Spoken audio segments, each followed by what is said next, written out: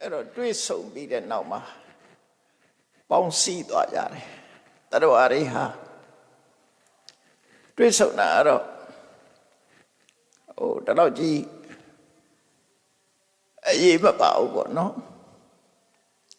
ဥပမာမဲ့ယထာစီရင်တွေးဆုံကြတာရှိတယ်ပစကားပေါ်မှာတွေးဆုံတာရှိတယ်ခီးသွားတာတူးလို့လေးမြတ်ပေါ်မှာတွေးဆုံတာရှိတယ်သို့တော့တွေးဆုံရုံကပူပေါင်းခြင်းဆိုတာမဖြစ်ဘူးအဲ့တော့လူတွေဟာတရဝတွေဟာပူပေါင်းတယ်ဆိုတာဘာကြောင့်ပူပေါင်းသွားတာလဲတွေးဆုံရုံနဲ့ပူပေါင်းသလားလို့ဆိုတွေးဆုံရုံနဲ့မပူပေါင်းဘူးတွေ့တာပဲအဲ့တော့ပူပေါင်းသွားတယ်လို့ဆိုတာဟာဘာကိုအခြေခံပြီးတော့ပူပေါင်းကြတယ်လဲဆိုတာကိုဖယားပဲလို့ဟောတယ်လဲဆိုတာကိုနိုင်ယူမှတ်သားကြဖို့လိုတယ်နော်မြတ်စွာဘုရားကအကြောင်းရှာပြထားတယ်ပူပေါင်းတယ်ဘာကြောင့်ပူပေါင်းတယ်လဲဓာတုသောပိခွေတတ္တတန်တန်တန်တိဒီစကားလုံးလေးနဲ့စပြီးသုံးတာဖွင့်ပါဓာတုသောဆိုတာဒီနေရာမှာဓာတုဆိုတာ element ကိုပြောတာမဟုတ်ဘူးစိတ်နေသဘောထားကိုလူတွေရဲ့တဏ္ဍာမှာရှိတဲ့စိတ်နေသဘောထားအစ္ဆတရားစိတ်ဆန္ဒကိုဓာတုလို့ပြောတာဒီမှာနော်ဓာတုလို့ခေါ်တယ်ဒီအိဗယ်မရဘူးနော်ဒီသုတ်တံမှာအထူးဓာတုသောဆန္ဒအစ္ဆတရားဆန္ဒဆိုတာအကြိုက်တူတယ်စိတ်ထားခြင်းတူတယ်အတွေးတူတယ်လူတွေကတယောက်နဲ့တယောက်ပူပေါင်းတယ်ဆိုတာဟာစိတ်ဆန္ဒခြင်းတူမှပူပေါင်းလို့ရတာလေစိတ်ဆောင်ခြင်းမတူလို့ရှိရင်ပူပေါင်းမှုမဖြစ်ဘူးတွေးဆုံမှုတော့ဖြစ်နိုင်တယ်အဲ့ဒါကိုမြတ်စွာဘုရားရှင်းပြတာလောကမှာလူတွေဟာအပေါင်းအသင်းဖွဲ့တာပဲဖြစ်စေဟုတ်လားပူပေါင်းကြတာတွေဟာစိတ်ဆန္ဒတူလို့ပူပေါင်းကြတာလို့ဒီလိုမှတ်ရမယ်ဓာတုကိုအစ္ဆတရားဗမာတွေလည်းပဲဒီအစ္ဆတရားဆိုတဲ့စကားလုံးကိုသုံးကြတယ်ပေါ့နော်ပါဠိစကားလုံးအစ္ဆတရားဆိုတာအဓိအာတရားအတွေးအမြင်အယူအဆခံယူချက်စိတ်ဆန္ဒအဲ့ဒါကိုအစ္ဆတရားလို့ခေါ်တာကိုယ့်ရဲ့စိတ်ဆန္ဒသူ့ရဲ့စိတ်ဆန္ဒဆန္ဒချင်းတူရင်ပေါင်းကြတာပဲလေသူကပူပေါင်းမှုဆိုတာဆန္ဒချင်းတူမှာဥပမာပရိဟိတလုပ်တဲ့လူတွေဆိုရင်ပရိဟိတလုပ်ချင်တဲ့ဆန္ဒချင်းတူလို့ရှိရင်ပရိဟိတအဖွဲ့တွေပါသွားတာပူပေါင်းလိုက်တာပဲ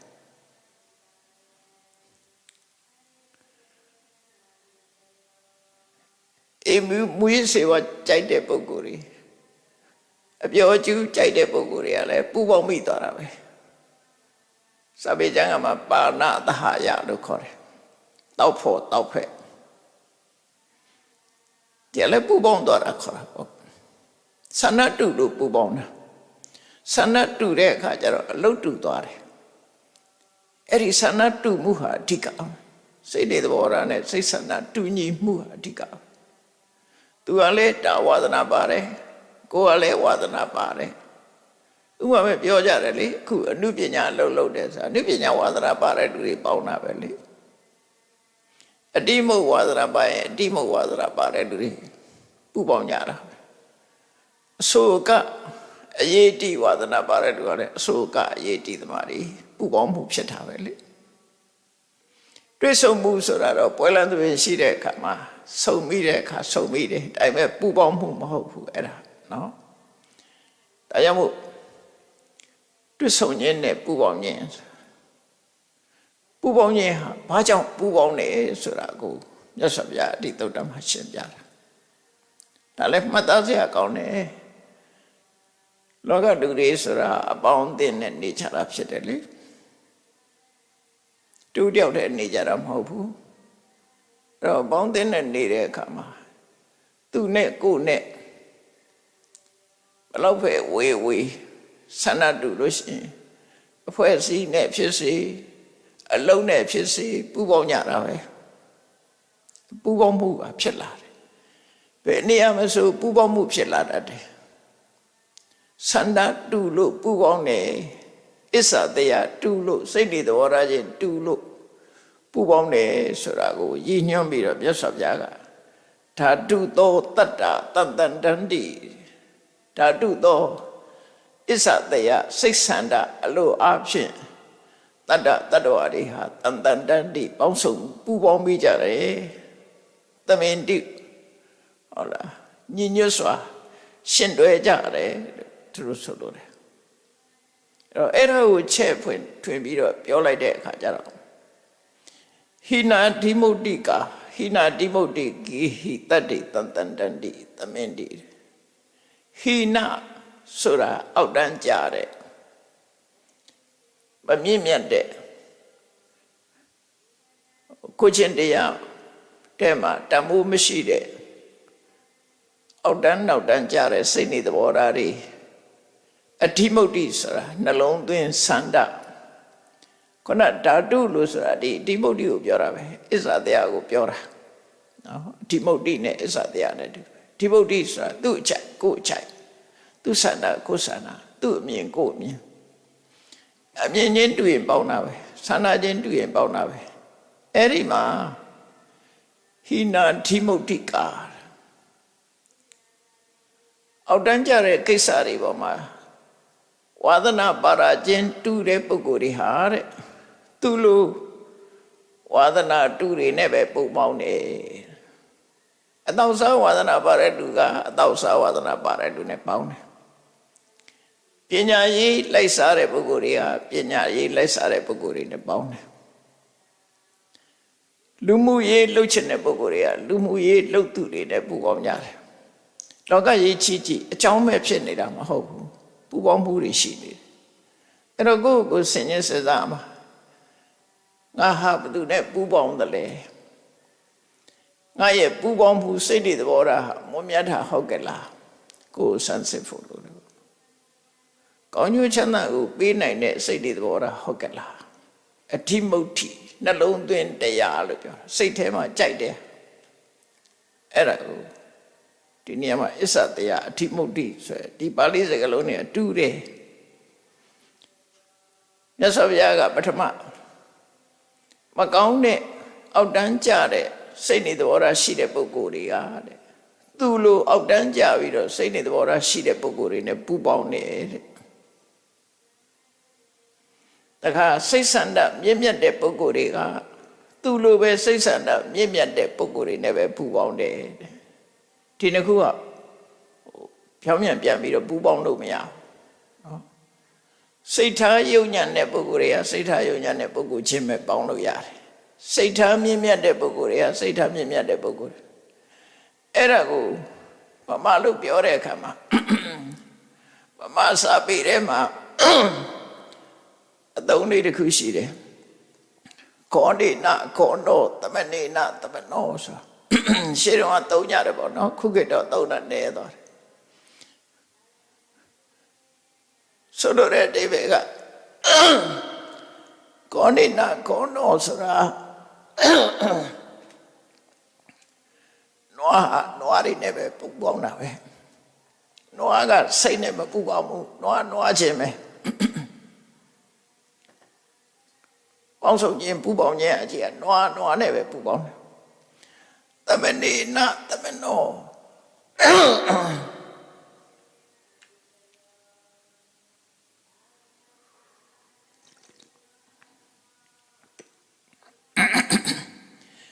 ယဟန်ကလည်း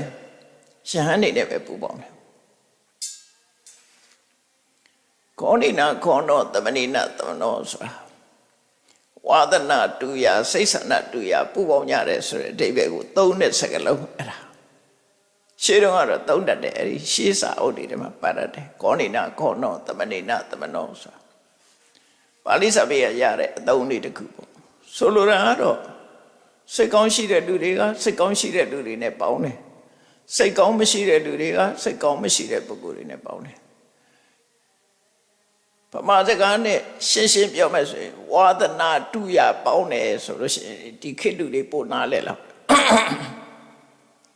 သို့တော့ဝါဒနာဆိုတဲ့စကားလုံးကအစ္ဆတရားနဲ့မထုတတ်ဘူးအဲ့ဒါတတိထားဖို့လို့တယ်သို့တော့လူတွေနားလဲနေတာဝါ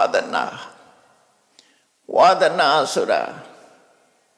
အထုံရနေခြင်းလို့သူရဲ့ literal meaning ကအထုံရနေခြင်းလို့ဆိုလိုတယ်အထုံရနေတယ်ဆိုတာဥပမာကိုဝတ်တဲ့အဝတ်စားတွေထဲမှာပယုတ်လုံးထည့်ထားရင်ပယုတ်လုံးအနံ့ဆွဲသွားတယ်ရှင်မွေးထည့်သွားရင်ရင်မွေးအနံ့ဆွဲသွားတယ်အဲ့ဒါကိုအထုံရတယ်လို့ခေါ်တယ်အရက်ပလင်းဟာအရက်တွေသွန်ပြလိုက်တော့လည်းပဲအနံ့ကြမ်းတယ်အဲ့ဒါမျိုးဝါဒနာလို့ခေါ်တယ်နော်ငပိပလင်းဆိုရင်ငပိငံပြရေးပလင်းကိုငံပြရေးထည့်ထားတဲ့ပလင်းဒီငံပြရေးတွေကုံသွားလည်းပဲငံပြရေးအနံ့ကြမ်းတယ်ဝါဒနာရဲ့အဓိပ္ပာယ်ကိုပြောပြတာနော်ထို့တူပဲလောဘကြီးတဲ့ပုဂ္ဂိုလ်ကနောက်ဆုံးမှယဟန္တာဖြစ်လို့လောဘကိုပယ်လိုက်တာတောင်မှပဲသူကလူချင်းတဲ့အစွမ်းကပြတယ်သူအဲ့ဒါဝါဒနာလို့ခေါ်တယ်ဆဲတတ်တဲ့ပုဂ္ဂိုလ်တယောက်ဟာတကယ်တော့ဒေါသနဲ့ဆဲတာမဟုတ်ပဲနဲ့ဝါဒနာပါလို့ဝါဒနာဖြစ်နေလို့နှုတ်ကြိုးနေလို့ဆဲတဲ့ပုဂ္ဂိုလ်ရှိတယ်ယဟန္တာဖြစ်သွားတာတောင်ပြင်လို့မရဘူးအဲ့ဒါဝါဒနာလို့ခေါ်တယ်ဘုရားစာပေထဲမှာရှင်ပိလိန်နဝိဆာဆိုတာရှိတယ်သူကပြမနာလူမျိုးဖြစ်ပြီးတော့ကျန်တဲ့လူမျိုးတွေကိုအောက်တန်းနောက်တန်းစမ်းလို့စိတ်ကထင်တယ်ဒါပေမဲ့ဘသူပဲတွေ့သူကအပေါ်စီးနဲ့ပြောတယ်ဟဲ့ငယုံမှာဟဲ့တူယုံမှာဘသူပဲဖြစ်သူကဒီစကားလုံးကိုသုံးတယ်ပါဠိလိုတော့ဝတ္တလဆိုတာစန္ဒိနေအောက်တန်းစားလို့ခေါ်လိုက်တာဘသူတွေ့သူကအောက်တန်းစားပဲနှုတ်ကြိုးနေရှာတာ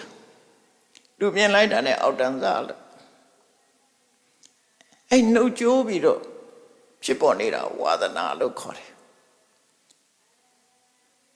နော်ဒေါသနဲ့ပြောတာမဟုတ်ဘူးဒေါသနဲ့ပြောတာမဟုတ်ပြီမဲ့ဒေါသမရှိတော့လည်းပဲဒေါသရဲ့အရေးရောင်တွေကကြမ်းနေတယ်အရက်တွေသွန်လိုက်တော့လဲအရက်နံကြမ်းနေရတဲ့အဲ့ဒါမျိုးမှာဝါဒနာလို့ခေါ်တာအဲ့တော့ဗမာစကားမှာဘယ်လိုပဲသုံးပါဠိကလာတာဆိုပါဠိအသုံးကိုသိချနားလဲအောင်လို့ရှင်းပြတာနော်အခုကဝါဒနာလို့ပြောတာမဟုတ်ဘဲနဲ့စိတ်ဆန္ဒအစ္ဆတယနှလုံးသွင်းစိတ်ဆန္ဒအစ္ဆတယဆန္ဒချင်းတူတယ်စိတ်ဆန္ဒချင်းတူတယ်ပမာတော့လည်းပြောလိုက်ဝါဒနာတူတယ်ပေါ့ဝါဒနာတူတယ်လို့ပြောတာဒါအလွယ်ပြောတဲ့စကားမြတ်စွာဘုရားဆိုလိုတာအဲ့ဒီမဲ့ကောင်းတဲ့ဘက်ကိုစိတ်ဆန္ဒရှိတဲ့ပုဂ္ဂိုလ်တွေဟာကောင်းတဲ့ဘက်မှာစိတ်ဆန္ဒရှိတဲ့ပုဂ္ဂိုလ်တွေနဲ့ပဲပူပေါင်းကြတယ်တဲ့မကောင်းတဲ့စိတ်ဆန္ဒရှိတဲ့ပုဂ္ဂိုလ်တွေကမကောင်းတဲ့စိတ်ဆန္ဒရှိတဲ့ပုဂ္ဂိုလ်တွေနဲ့ပဲပူပေါင်းကြတယ်တဲ့ဒါလောကကြီးသဘာဝကိုခြုံငုံကြည့်တာကိုပြောတာဒီအတိုင်းပဲလောကကြီးမှာဂရုလိုက်သူအုပ်စုတွေအများကြီးရှိတယ်လေဘာဖြစ်လို့အုပ်စုဖြစ်နေလဲဆန္ဒတူလို့အုပ်စုဖြစ်နေဓမြကိုင်းကလည်းပဲဓမြတိုက်ဖို့ဝါသနာပါတဲ့လူတွေပေါင်းတာပဲလေကပိုင်းတိုက်တွေကလည်းကပိုင်းတိုက်ဝါသနာပါတဲ့လူတွေနဲ့ပေါင်းတာပဲအယက်သမားလည်းအယက်သမားတွေနဲ့ပဲပေါင်းတာမူရစေသုံးတဲ့လူကလည်းမူရစေနဲ့ပဲသုံးတာသူ့ရဲ့စိတ်နေစိတ်ထားသဘောထားမကောင်းတဲ့ဘက်ကိုပြောလို့ရတယ်အကောင်းတဲ့ဘက်ကျတော့ရောတရားနာရဝါသနာပါတဲ့ပုဂ္ဂိုလ်တွေတရားနာတဲ့ပုဂ္ဂိုလ်တွေနဲ့သွားပေါ်လာပဲတုတ်တယ်နော်ပညာလိုက်စားတဲ့ပုဂ္ဂိုလ်ဆိုပညာလိုက်စားတဲ့ပုဂ္ဂိုလ်တွေနဲ့ပဲပူပေါင်းတယ်သူ သူတေသနာဝါသနာပါတဲ့ပုဂ္ဂိုလ်တွေကသူတေသနာလုပ်ငန်းမှာပူပေါင်းကြတယ်အဲ့တော့လောကကြီးဟာခြုံငုံပြောလိုက်မယ်ဆိုလို့ရှိရင်စိတ်ဆန္ဒတူရပူပေါင်းမှုတွေဖြစ်နေကြတယ်လို့ဒီလိုဆိုလိုတာနော်တခြားအကြောင်းမဟုတ်ဘူးအဲ့ဒါကိုမြတ်စွာဘုရားဟောတာဓာတုသောဘိက္ခဝေတတ္တတန်တန်တန်တိယဟန်တို့တရဝရီဆိုတာစိတ်ဆန္ဒအရာပူပေါင်းကြတာဖြစ်တယ်တဲ့ဘုရားပြောတာဆန္ဒတူရပူပေါင်းကြတာဖြစ်တယ်ဟိနာဓိမုတ်တိကာအောက်တန်းကြတဲ့ဆန္ဒရှိတဲ့နှလုံးသွင်းရှိတဲ့ပုဂ္ဂိုလ်တွေကဟိနာဓိမုတ်တိကေဟိသူ့လိုအောက်တန်းကြတဲ့အတွေ့အခေါ်ယူဆရှိတဲ့ပုဂ္ဂိုလ်တွေနဲ့ပဲပေါင်းကြတယ်ကလျာဏဓိမုတ်တိကာကောင်းမွန်တဲ့စိတ်ဆန္ဒရှိတဲ့ပုဂ္ဂိုလ်တွေကလည်းပဲကလျာဏဓိမုတ်တိကေဟိကောင်းမွန်တဲ့စိတ်ဆန္ဒရှိတဲ့ပုဂ္ဂိုလ်တွေနဲ့ပူးပေါင်းကြတယ်ဒီသုတ်တံကိုမြတ်စွာဘုရားတချို့သုတ်တံတွေမှာချက်ဟောထားတာရှိတယ်လူရင်းအကြောင်းများတော့ဒါပဲဥပမာတရားတရားနေပါတဲ့ပုဂ္ဂိုလ်တွေကတရားတရားနေပါတဲ့လူနဲ့ပဲပေါင်းတယ်တရားတရားကောင်းတဲ့လူနဲ့သူပေါင်းလို့မရအောင်စိတ်ဆန္ဒချင်းမတူတရားတရားကောင်းတဲ့ပုဂ္ဂိုလ်တွေကတရားတရားကောင်းတဲ့ပုဂ္ဂိုလ်တွေနဲ့ပို့ပြီးတော့ပေါင်းတယ်ပူပေါင်းတယ်ကိုချင်းသီလမရှိတဲ့ပုဂ္ဂိုလ်တွေကလည်းကိုချင်းသီလမရှိတဲ့ပုဂ္ဂိုလ်တွေပေါင်းကြတယ်ကိုချင်းသီလရှိတဲ့ပုဂ္ဂိုလ်တွေကလည်းကိုချင်းသီလရှိတဲ့ပုဂ္ဂိုလ်တွေချင်းပူပေါင်းကြတယ်သူဆိုတာပဲတုဒ္ဒအကြမ်းမြင့်ဘုဒ္ဓမရှိတဲ့ပုဂ္ဂိုလ်တွေကလည်းသူ့လိုနှလုံးတုံညင့်မဲ့ပေါင်းတယ်ဘုဒ္ဓအကြမ်းမြင့်တုဒ္ဒရှိတဲ့ပုဂ္ဂိုလ်တွေကအကြမ်းမြင့်တုဒ္ဒရှိတဲ့ပုဂ္ဂိုလ်ချင်းပေါင်းတယ်စဉ်းစားဉာဏ်နေတဲ့ပုဂ္ဂိုလ်တွေကလည်းစဉ်းစားဉာဏ်နေတဲ့ပုဂ္ဂိုလ်တွေနဲ့ပဲပေါင်းတယ်စဉ်းစားဉာဏ်ရှိတဲ့ပုဂ္ဂိုလ်တွေကစဉ်းစားဉာဏ်ရှိတဲ့ပုဂ္ဂိုလ်နဲ့ပဲပေါင်းတယ်အဲ့တော့ဗမာတွေနားလည်အောင်ပြောမယ်ဆိုရင်ဝါသနာတူရပေါင်းတယ်လို့ဒါဗမာအသုံးနဲ့ပြောတဲ့စကားနော်အဲ့ဒါကိုအမှန်ပြင်ပြီးတော့ပြောမယ်ဆိုရင်စိတ်ဆန္ဒတူညီရပူပေါင်းကြတယ်သူဆိုလို့တယ်စိတ်ဆန္ဒတူညီမှုကိုအကြောင်းပြုပြီးတော့ပူပေါင်းကြတယ်အဲ့တုတ်တမှာဒီလိုဟောထားတာနော်ညဟောထားတာအဲ့တော့မြတ်စွာဘုရားကအခုပစ္စုပန်အခြေအနေမှာလည်းပဲဒီပူပေါင်းမှုတွေကဒီရှုတော့ငါပဲဖြစ်တယ်ကောင်းတဲ့စိတ်ဆန္ဒရှိရင်ကောင်းတဲ့စိတ်ဆန္ဒရှိသူချင်းပူပေါင်းတယ်မကောင်းတဲ့စိတ်ဆန္ဒရှိရင်မကောင်းတဲ့စိတ်ဆန္ဒဝါဒနာတူရပူပေါင်းတယ်ဆိုတာခဏခေတ်မှလားမဟုတ်ဘူးအတိတ်သမိုင်းကြောင်းကိုပြန်ကြည့်နေတဲ့အတိုင်းပဲဒါဖြင့်အတိတ်ကနဲ့အခုဘဝသာပူပေါင်းတာလားဆိုမဟုတ်နောင်လာလက်တန်းခေတ်တွေမှာလည်းပဲဒီတိုင်းပဲနော်ဒီတိုင်းပဲသွားမှာပဲလူတွေရဲ့ပူပေါင်းမှုဟာစိတ်ဆန္ဒတူရပဲပူပေါင်းကြမယ်လို့အဲ့ဒီမှာဓာတုတန်ယုတ်တာဆိုပြီးတော့တန်ယုတ်တနိကေမှာမြတ်စွာဘုရားဟောတာတဲ့တရားတွေဟာအမှန်တမှတ်သားစရာကောင်းတယ်နော်အလုံးကနိဗ္ဗာန်ရောက်ကြောင်းတရားကြီးမဟုတ်ဘူးဘဝပြဿနာတွေကိုဖြေရှင်းနိုင်တဲ့ဟာတွေပါဘုရားဘာသာမှာလည်းပဲနှစ်ခုရှိတယ်လို့မှတ်တာသမုဒိသစ္စာလည်းပဲပရမတ္ထသစ္စာလည်းပဲနှစ်ခုနဲ့ပြောအောင်သမုဒိသစ္စာဆို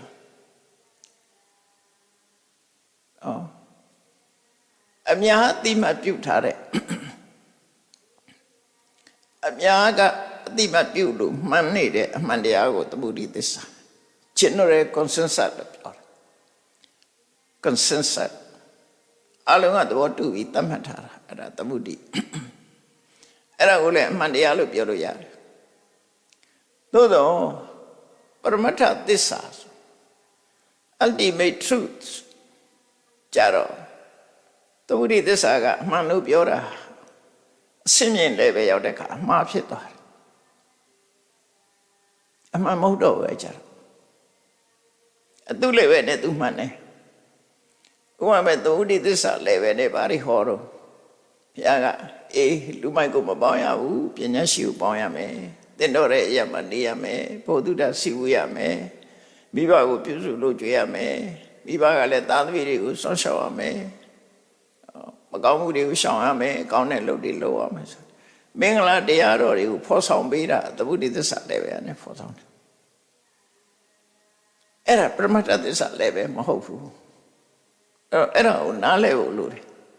အဲ့ဒီနှစ်ခုကိုသွားပြီးတော့ပေါင်းစပ်လိုက်လို့ရှိရင်ကောင်းမြတ်တဲ့ရလမထွက်ဘူးမပေါင်းရဘူးသူဟာနဲ့သူလည်းပဲနဲ့သူအဆင့်နဲ့သူသွားရမယ်တရားဟောတဲ့အခါတော့လိုက်နာကျင့်သုံးတဲ့အခါတော့သူလည်းပဲနဲ့သူသွားမယ်နော်လည်းပဲချင်းသွားပြီးတော့မရောထွေးရဘူးဒါကလူတော်လူကောင်းဖြစ်ဖို့အတွက်လောကမှာလူတော်လူကောင်းဖြစ်ဖို့ရတတ်မှတ်ထားတဲ့ level တစ်ခုသစ္စာလေးပါးကိုဟောတယ်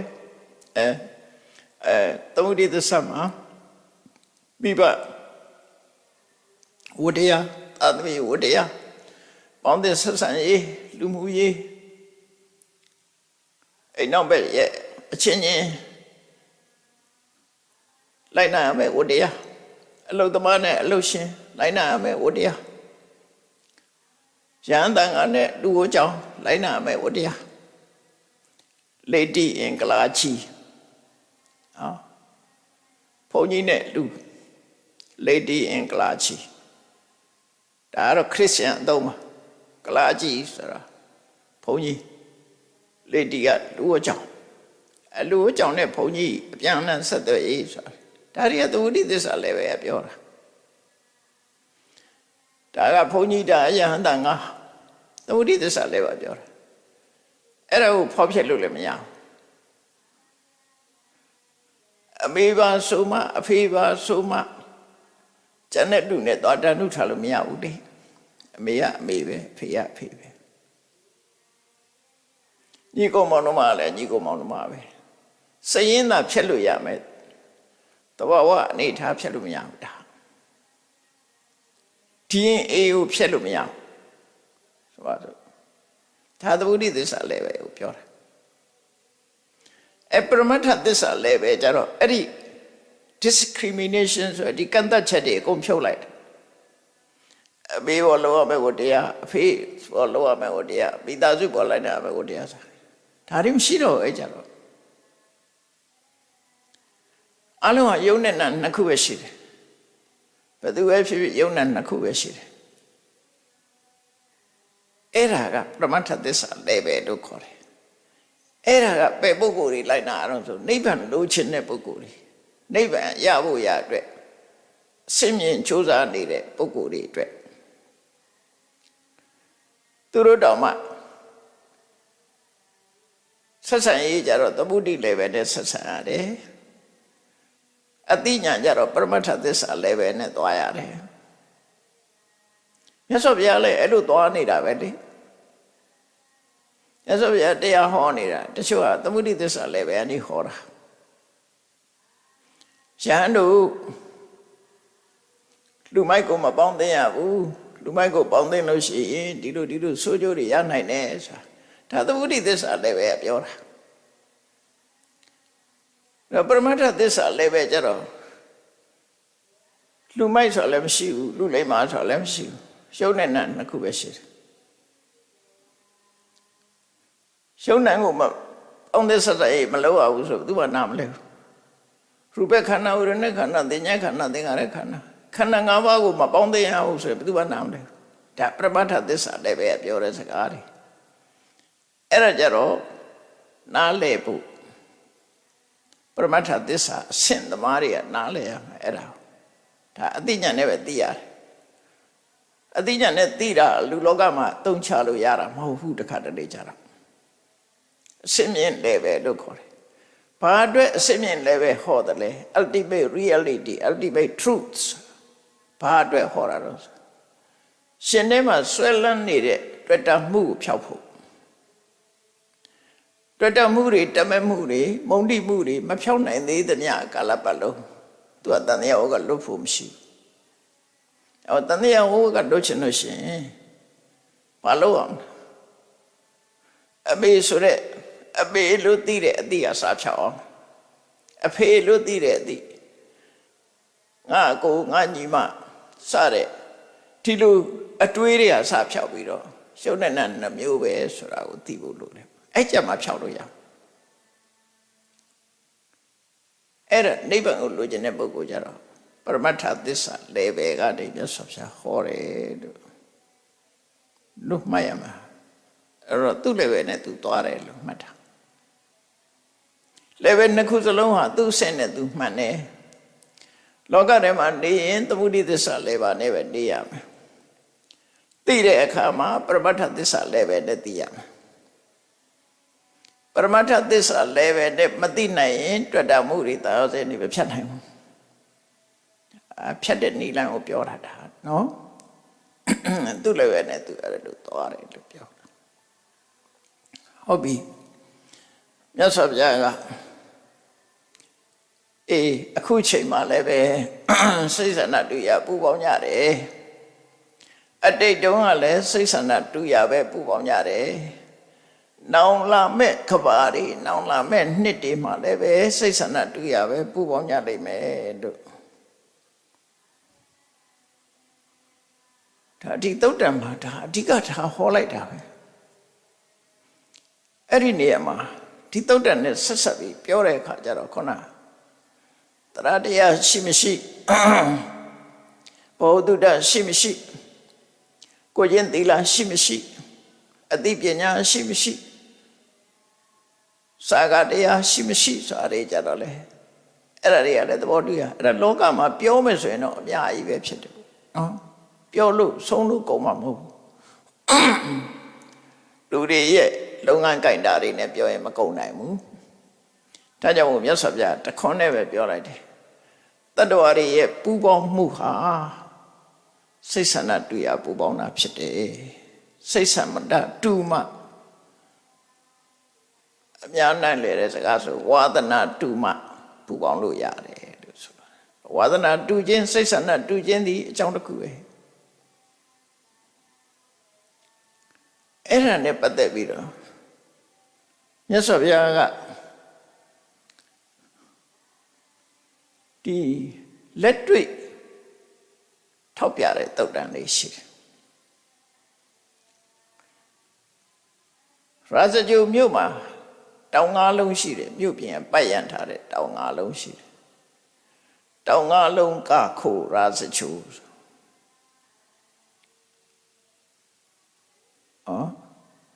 ဝေပုံလတောင်ဆိုတာရှိတယ်ဝေဘာရတောင်ဆိုတာရှိတယ်ခိစ္ဆကုတ္တတောင်ဆိုတာရှိတယ်နော်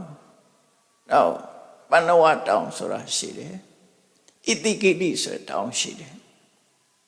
တောင်ငါးလုံးရှိတယ်ဒါကြည့်ရဇဂိုမြို့ကြီးကတောင်ငါးလုံးရဲ့အလယ်မှာတည်ထားတာသူမြို့ရဲ့အနေထားတောင်ငါးလုံးအလယ်ကောင်မှာတည်ထားတောင်တွေနဲ့ခြံခတ်ထားတဲ့ပုံစံမျိုးဖြစ်တယ်ဗမာပြည်ကဘာနဲ့တူတုံးဆိုကလောနဲ့သွားတူဘယ်ကြည့်ကြည့်တောင်နေချီပဲ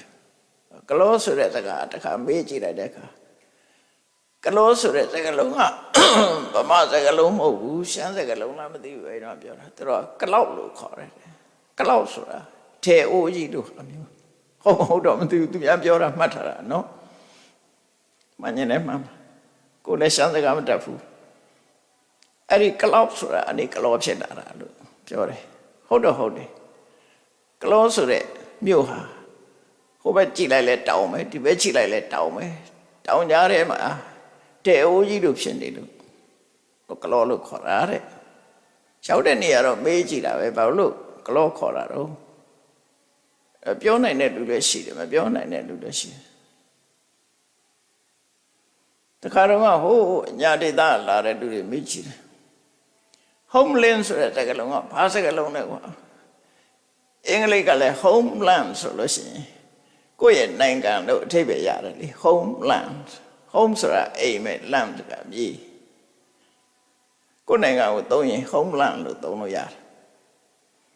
အဲ့ဒီအဓိပ္ပာယ်လာလို့ဆိုမဟုတ်ဘူးတဲ့ homeland ကရှမ်းစကားတဲ့အဲ့လိုတော့ပြောတာပဲပင်လယ်မရှိဘဲနဲ့အဲ့ဒီမှာပင်လယ်ဘူးလို့လည်းခေါ်တယ်ပင်လယ်နဲ့အဝေးကြီးလေး ဘယ်တော့ကြောင့်ပင်လယ်ဘူးခေါ်တယ်လဲမသိဘူးသူဝါရာတွေတော့ရှိမှာပေါ့နော်ရောက်တဲ့နေရာတော့မေးကြည့်တာပဲအဲ့ဒီကလူလာရင်မေးကြည့်တယ်ဖြေနိုင်တဲ့လူရှိတယ်မဖြေနိုင်တဲ့လူရှိတယ်ကလောရောက်တော့မေးကြည့်တော့ကလောက်လို့ပြောတယ်တယောက်ကပြောလိုက်တယ်ရောက်တဲ့နေရာမှာစူးစမ်းကြည့်ကြပေါ့ဒါလည်းဘုသူတ္တပဲလေတောင်ကြီးဆိုတာတော့အောက်နားမှာတောင်ကလေးရှိလို့လားလို့မေးစရာရှိတာဘာလို့တောင်ကြီးခေါ်တာလဲစဉ်းစားစရာတွေလေကလေးဆိုတဲ့မြို့ကြတော့လူကြီးရှိလို့လားလူကြီးမြို့ရှိသလားဆိုအဲ့လိုတော့လည်းမရှိဘူးသူကလေးဆိုတာကာလေးလို့ပြောကြတာပဲ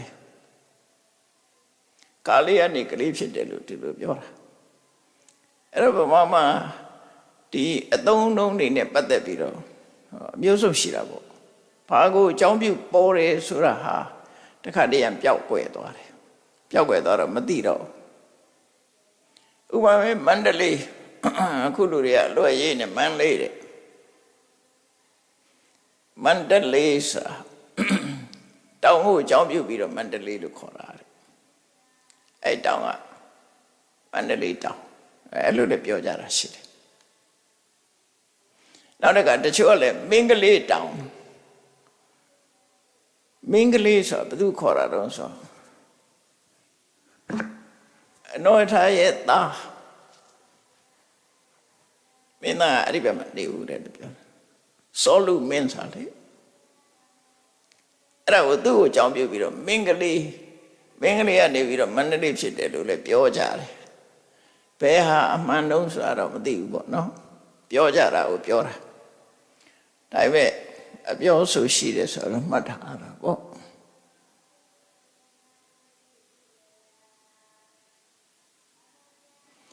အမရပူရဆိုတော့မဲ့ခေါ်ထားတဲ့နာမည်ပါအမရကမသေးရပူရကဖြီချီမသေးတဲ့ဖြီပူရ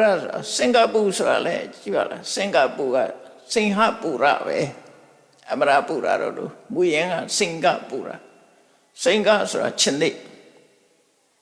ပူဆိုတာပူရမြို့ပြည်ချင်းသိတိုင်းပြည်ချင်းသိမြို့လို့ဆိုလို့တယ်ဒါမှမဟုတ်ချင်းသိရုပ်ပါစင်ကာပူရကနေအခုကနေ့တော့ပြောင်းသွားလိုက်တဲ့အခါစင်ကာပူဖြစ်သွားတယ်ပြောင်းလဲမှုကစင်ကာပူကာကြီးနဲ့ဖြစ်သွားသူတို့အင်္ဂလိပ်လိုပေါင်းတော့ချီနဲ့ပဲပေါင်းတော့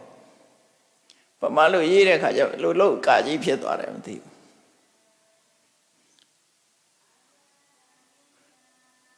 စင်ကာပူဖြစ်နေခုရေးထားတယ်အဲ့ဒီစကားလုံးတွေကပါဠိနွယ်ဟိုရင်းစကားလုံးတွေအဲ့ဒါမှစိတ်ဝင်စားကောင်းတယ် language ရဲ့ပြောင်းလဲမှုတွေစိတ်ဝင်စားကြကောင်းတယ်ပေါ့ထိုင်းနိုင်ငံဆိုရင်ဘာပူရီညာပူရီတွေပေါ်တယ်လေကঞ্ချနပူရီချွန်ပူရီမျိုးတွေပူရီဆိုတာတွေရှိတယ်အဲ့ဒါပူရလာတာပဲဒါတွေလေတစ်ချိန်တုန်းကဟိန္ဒူကင်းနန်းဟိန္ဒူဘုရင်တွေအုပ်စိုးသွားတဲ့ဟိန္ဒူဘာသာစကားတွေပြန်ပွားသွားတဲ့နေရာဖြစ်တယ်လို့တော့ဆိုကြတယ်ထားလိုက်တော့ဒါသမိုင်းကြောင်းတွေကိုပြောပြတာအဲ့တော့အဲ့ဒီနာမည်တွေကိုအကြောင်းပြုပြီးတော့ပါဠိနာမည်လေးတွေမဲ့လာကြတယ်ရှေးကဘုရင်တွေကပါဠိနာမည်တွေပေးတယ်သူတို့ရဲ့ဘွဲတွေလည်းပဲပါဠိနာမည်နဲ့မင်းတို့မင်းဆိုတာသူ့ရဲ့နာမည်မဟုတ်ဘူးသူ့ရဲ့ဒီ home name က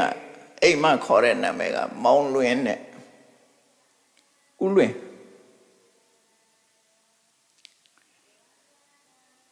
မင်းသားဖြစ်လာတဲ့အခါကျတော့မင်းတို့မျိုးစားပေးတာမင်းတို့မျိုးစားပေးလို့မင်းတို့မင်းသားကနေမင်းတို့မင်းလို့ဖြစ်လာတာမြို့နာမည်နဲ့တီဘောမင်းဆိုတာလည်းထို့တူပဲဒါပေမဲ့မင်းတို့မင်းရဲ့ဘွဲ့နာမည်ကဘာလို့ဆိုသူဓမ္မရာဇာ ဒါရဲသူတော်ရာဇာတွေကပြည့်နေအဲ့မှာရှေ့ကဘယင်းနေမဲ့နေရှိတဲ့နာမည်တွေပေါ့နော်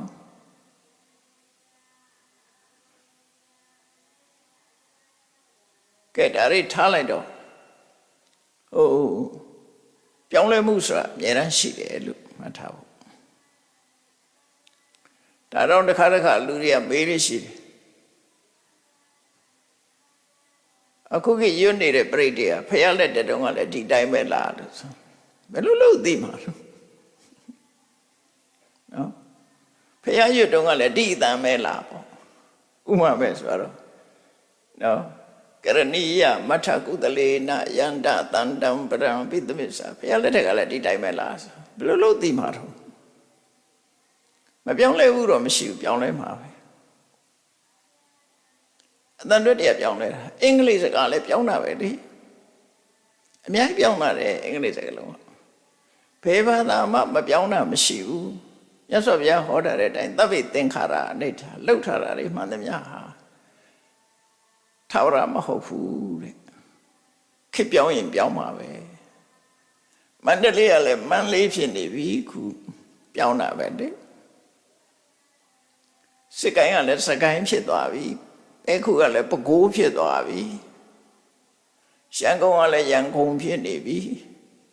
ပုဂံကလည်းပကံဖြစ်နေပြီခုအဲ့ဒါပြောင်းလဲမှုလို့ခေါ်တာပဲအဲ့တော့အလုံးဟာလူတွေနှုတ်ကထွက်လာတဲ့အတန်တီဘယ်တော့မှထာဝရမဟုတ်ဘူး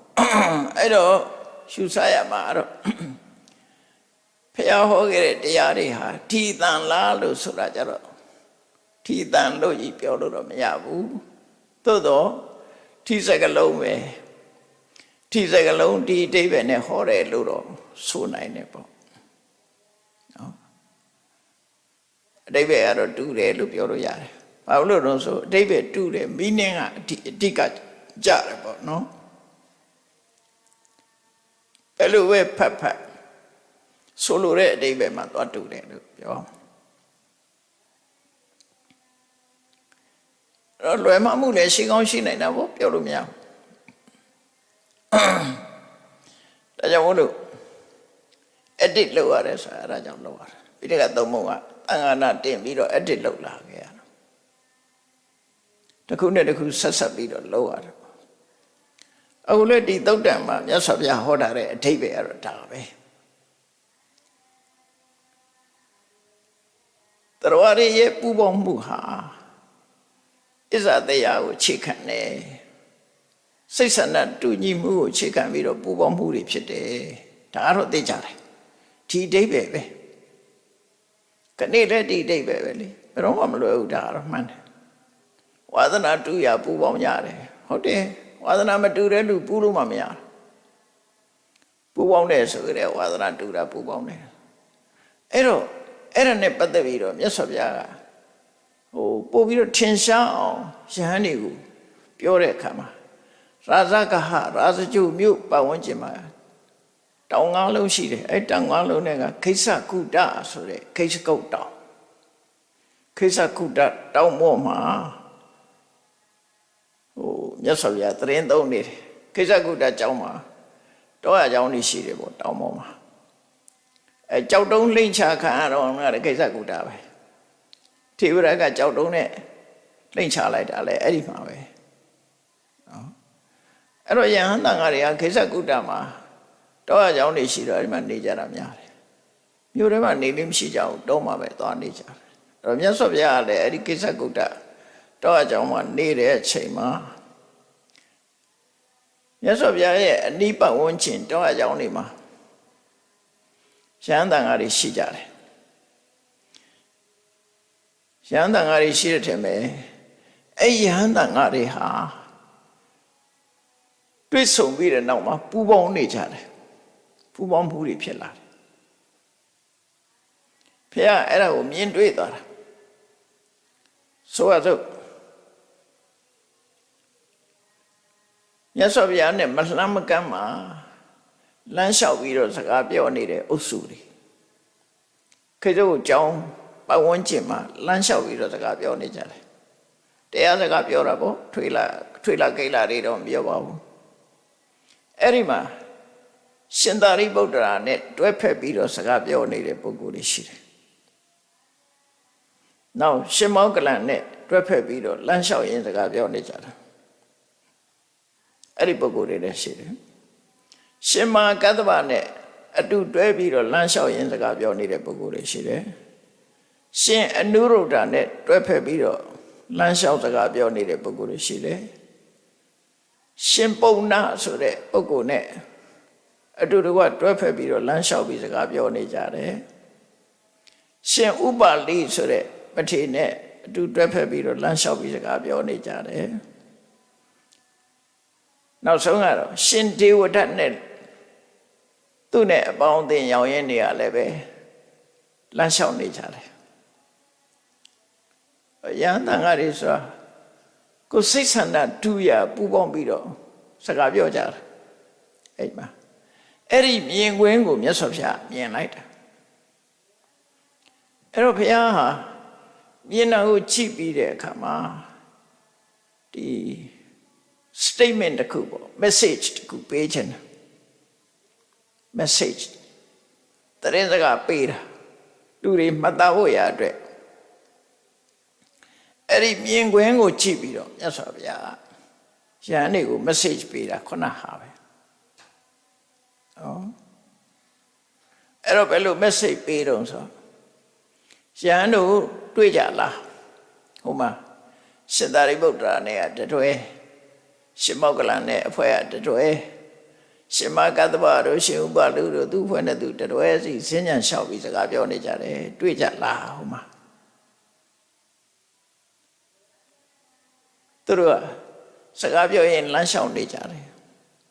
အဲ့ဒီလိုပူပေါင်းပြီးတော့သွားလာနေကြတာဟာတဲ့ဆန္ဒတူရပူပေါင်းနေကြတာဖြစ်တယ်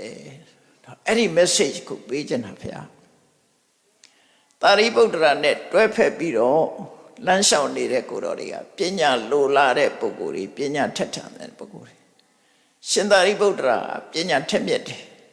ဒါမို့ရှင်သာရိပုတ္တရာနဲ့ချင်းကပ်ပြီးပူးတွဲပြီးတော့သူစီကအသိဉာဏ်တွေရဖို့စီပူအထောက်နေကြတယ်အဲ့ဒီကိုတော်တွေကနော်ပညာရေးနဲ့ပတ်သက်ပြီးဆွေးနွေးမေးပြနေကြတယ်အလုံးဟာပညာကျွယ်ဝတဲ့ပုဂ္ဂိုလ်တွေကြီးပဲသူတို့စိတ်ဝင်စားတာပညာဒါကြောင့်မို့ရှင်သာရိပုတ္တရာနဲ့ပူးပေါင်းတာဟာပညာ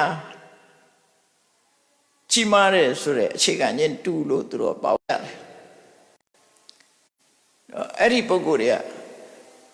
သူတို့ဆွေးနွေးရင်ရှင်မောကလန်ဒီလိုပုံစံဖြစ်အောင်ဘလို့ဖန်တီးရတော့တကူပြခြင်းဘလို့ပြရအောင်စွမ်းတကူတွေဘလို့ဖန်တီးရတော့ဆိုရှင်မောကလန်နဲ့ဆွေးနွေးနေကြတာအဲ့ဒါတကူသမားတွေနော်စွမ်းတကူမျက်နှိုးတဲ့ပုဂ္ဂိုလ်တွေတဲ့တအုပ်စုနောက်ရှင်မကတ္တဗနဲ့ဆွေးနွေးနေကြတဲ့ပုဂ္ဂိုလ်တွေတော့ရှင်မကတ္တဗကသူကအကျင့်ကိုဥစားပေးတာထူတင်ဆောင်တဲ့ပုဂ္ဂိုလ်ဆုံးခံပြီးမှဆုံးစားတယ်ဘယ်တော့မှဆုံးမခံမဲမစားဘူးဘယ်တကားကပင့်မလိုက်ဘူးသင်္ကန်းဆိုလို့ရှိရင်သူ့သင်္ကန်းလှူလို့မရဘူးပန်းတကူသင်္ကန်းပဲဝတ်တယ်ထူရင်13ဝါကိုစမ်းစမ်းတမန်ကျင့်တဲ့ပုဂ္ဂိုလ်ရှိလူဘဝတော်ကတထေးကြီးသူကအမှန်တန်ချမ်းသာတဲ့တထေးကြီးအဲ့ဒီပုဂ္ဂိုလ်ကြီးဟာ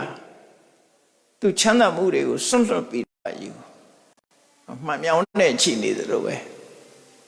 လောကကြီးဘာတွေဖြစ်နေတယ်လဲလို့ထိုင်ပြီးချိနေတဲ့ပုဂ္ဂိုလ်ချိရတာဝါဒနာပါတယ်တေဘစက္ခုဆိုတာတရားတွေဘာတွေလောက်ကြတယ်လောက်ပြီးရင်သေသွားတယ်ဘယ်ရောက်သွားတယ်ဒါတွေချိတယ်လူတယောက်မွေးဖွားလာတယ်ဘယ်ကလာတယ်ဘာတွေလုပ်ခဲ့တယ်ဒါတွေကိုချိတယ်ပြောကံကံရဲ့အကျိုးတွေကိုချိပြီးတော့ဒိဗ္ဗစက္ခုလို့ခေါ်တယ်နတ်မျက်စိကဲ့သို့မြင်နိုင်စွမ်းရှိတဲ့အပိဉ္ဉာဏ်နဲ့ချိတယ်ဒါဒိဗ္ဗစက္ခုအခုခေတ်ဖေရကျမ်းနဲ့ဖေရနေဆိုတာဟာအခြေခံကအဲ့ဒီဒိဗ္ဗစက္ခုရတဲ့ရသေးတွေကနေရေးသွားတာလက်တွေ့ရေးသွားတဲ့ဟာတွေအဲ့ဒါတွေကိုလက်ဆင့်ကမ်းလာတာဒါကြောင့်မို့လို့မှန်တဲ့လောက်မှန်နေတာဒိဗ္ဗစက္ခုနဲ့ချိပြီးတော့လှုပ်ထားတဲ့ဟာတွေမို့မှန်တဲ့လောက်မှန်နေပြီတဲ့ ပေရင်ဆိုမမှန်ဘူးလို့လည်းပြောလို့မရဘူးအကုန်လုံးနော်မှန်တယ်ဆိုပြီးတော့လည်းအစွဲလန်းထားဖို့မဟုတ်ဘူးအဲ့တော့ရှင်အနုရုဒ္ဓကအဲ့လိုပဲကြည်တယ်အဲ့ဒီဝါဒနာပါတာကြည်တာဝါဒနာပါတဲ့ပုဂ္ဂိုလ်တွေကရှင်အနုရုဒ္ဓနဲ့ပေါင်းပြီးတော့ဘယ်လိုကြည်ရမလဲဆိုတာကြည်နီးကားတွေသင်နေကြတယ်အဲ့တော့ဒီဘက်စကုပဲညနော်နောက်တစ်ခါရှင်ပုံနာဆိုတာမန္တာနိပုဒ္ဒရှင်ကုဏ္ဏညတပည့်ဆက်ကြဟောတော့ကပထမဆုံးယဟန်ဖြစ်သွားတယ်ရှင်ကုဏ္ဏညရဲ့တူတော်တယ်သူကအဲ့ဒီရှင်ကုဏ္ဏညရဲ့တူဖြစ်တဲ့ရှင်ပုံနာဆိုတာတရားဟောအမတမကောင်းတယ်ဒါကြောင့်မို့ဓမ္မဂတိကဣတရရတယ်သူဟောတဲ့တရားဟာအနှစ်ကြီးပဲဟောတယ်တရားဟောကောင်းတယ်ဆိုရည်စားတွေပြောလို့မအောင်မိနဲ့နော်အဆိုးကောင်းတဲ့အငိုကောင်းတာကိုပြောတာမဟုတ်ဘူးနော်လူတွေနားလဲအောင်တေးသေးချာချာပြည့်ပြည့်စုံစုံအနှစ်ရှိရှိဟောတဲ့တရားကိုဆိုလို့တယ်ခုခေတ်တရားဟောကောင်းတာတစ်မျိုးရှိသေးတယ်နော်ဆိုကောင်းတယ်ဟာတာကောင်းတယ်ပြောကောင်းတယ်ဆိုအဲ့ဒီကောင်းမျိုးပြောတာမဟုတ်ဘူးနော်အဲ့ရှင်ပုံနာဆိုတာဘုရားတက်ကဓမ္မဂတိကဣတရရတဲ့ပုဂ္ဂိုလ်သူဟောတဲ့တရားဟာအရှင်းမြင့်တယ်သူနဲ့ခြံရံပြီးတော့အတူတကွသွားလာနေကြတဲ့ပုဂ္ဂိုလ်တွေကသူလိုဓမ္မဂတိကတွေကြီးပဲတရားဟောဖို့စိတ်ဝင်စားတဲ့ပုဂ္ဂိုလ်တွေကြီးပဲတဲ့ဒါဝါသနာတူရခြင်းစုတယ်ဆိုတဲ့အဓိပ္ပာယ်ပဲနောက်ရှင်ဥပါလိဆိုတာခုခေတ်လိုပြောမယ်ဆိုရင်တော့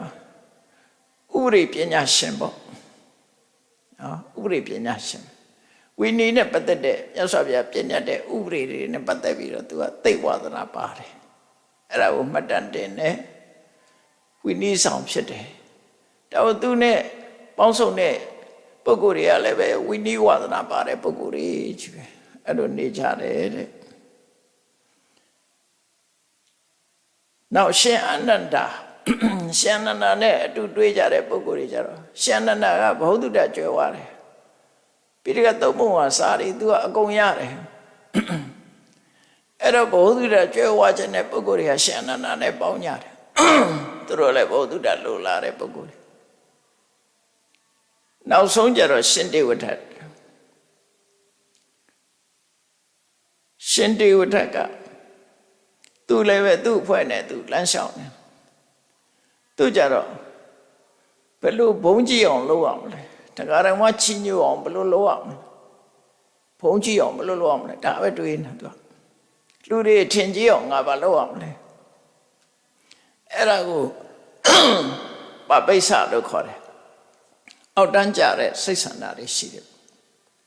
ရှင်တေဝရကအဲ့ဒီအောက်တန်းကြတဲ့အလိုဆန္ဒရှိတယ်ဖျားလှုပ်ခြင်းနဲ့ဖြတ်လန်းကနေဖျားလှုပ်ခြင်းနဲ့တန်ဃာတွေကိုခေါင်းဆောင်ခြင်းနဲ့နော်အဲ့လိုဘုံတကူချီးခြင်းနဲ့သူလှုပ်တာကကြည်ပါလားသူနဲ့သွားပေါင်းလို့ဆိုရင်သူကအဲ့ဒီဘက်မှာတော့သူကညံကောင်းတယ်လို့ပြောဗေမိတာရမင်းကြီးတော့သူစေယုံလို့မရဘူးပေါ့ဗေမိတာရမင်းကဖျားဟုတ်တာချီးညိုတယ်အဲ့တော့ဗေမိတာရစီယုံလို့မရတဲ့အခါကျတော့ဗေမိတာရရဲ့သားနောင်တက်မဲ့မင်းအလားအလာရှိတဲ့အစတတကိုသွားပေါင်းတယ်အဲ့ဒါဘာအတွက်ပေါင်းတာတော့ဆိုရင်သူ့ကိုကျိုးအတွက်ပေါင်းတာဒါကိုသူစဉ်းစားတဲ့အထက်မှာဗေမိတာရကတော့ပြောလို့ရမှာမဟုတ်ဘူးစီယုံလို့မရဘူးအဲ့သူ့သားအစတတဆိုတဲ့ကောင်လေးကခက်မှတ်ပိုက်ကလေးနော်အနာဂတ်တွေလည်းကောင်းတယ်အသက်ငယ်သေးတယ်မင်းဖြစ်ဖို့အလားအလာလည်းရှိတယ်ဆိုသူသွားပေါင်းတာလေအဲ့လိုပေါင်းတာသူကအဲ့ဒီဘက်ကတော့အခင်းပါတယ်လို့ပြောအဲ့ဒီရှင်တေဝဒနဲ့တွဲဖက်ပြီးတော့နေတဲ့ပုဂ္ဂိုလ်တွေကလည်းသူလိုပဲလူလေလှုပ်ချင်တဲ့ပုဂ္ဂိုလ်တွေကြီးပဲတဲ့ကောင်းတော့အဲ့ဒါကိုမြတ်စွာဘုရားကထောက်ပြပြီးတော့ခုနတရားကိုဟောတာအေးပူပေါင်းတယ်ဆိုတာစိတ်ဆန္ဒတူရတယ်ပူပေါင်းတာဖြစ်တယ်အခုလည်းဒီလိုပဲပူပေါင်းကြတယ်နောက်ဆိုလည်းပဲဒီတိုင်းပဲပူပေါင်းကြမှာဖြစ်တယ်လို့မြတ်စွာဘုရားကဒီ message ကိုရှမ်းတော်တွေကိုပေးခဲ့တာဟောခဲ့တာဖြစ်ပါတယ်ဒါကြောင့်တရားချစ်ခင်သူတော်စင်ပြိဿအပေါင်းတို့လူတွေရဲ့ဆုံတွေ့ပြီးတော့ပူပေါင်းမှုဆိုတာဟာဝါဒနာတူရာ သို့မဟုတ်စိတ်ဆန္ဒတူရာအစ္ဆတရားတူရာပူပေါင်းကြတာသာဖြစ်တယ်ဆိုတဲ့အကြောင်းတရားကိုမှတ်သားနာယူပြီးတော့ကိုယ်နဲ့ပူပေါင်းတဲ့ပုဂ္ဂိုလ်တွေအခြေအနေကိုသိရှိနားလည်ဖို့လောကကြီးမှာပူပေါင်းကြတယ်ဆိုတာအဲ့ဒီအတိုင်းပူပေါင်းကြတာဖြစ်တယ်ဆိုတာသိရှိနားလည်ပြီးကိုယ့်ကိုယ်အကောင်းဆုံးဖြစ်အောင်ကြိုးစားအားထုတ်နိုင်ကြပါစေကုန်သတည်း